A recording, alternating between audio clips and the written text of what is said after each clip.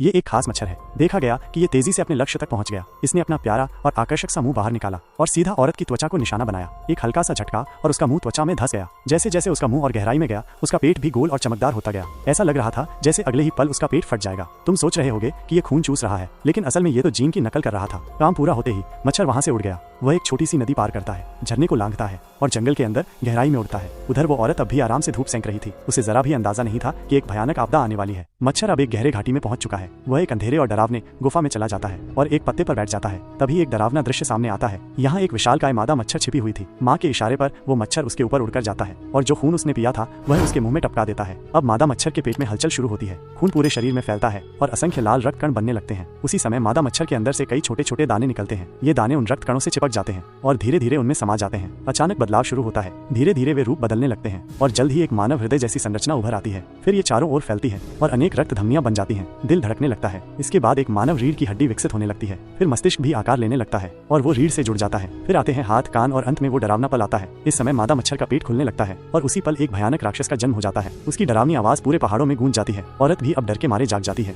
असल में मच्छर ने जिस खून को पिया था वो उसी औरत का खून था। वो जल्दी से अपना सामान समेटने लगती है ताकि भाग सके, लेकिन तभी उसके पीछे से कुछ आवाज आती है। वो झील के अशांत पानी को देखती है और डर जाती है। जैसे ही वो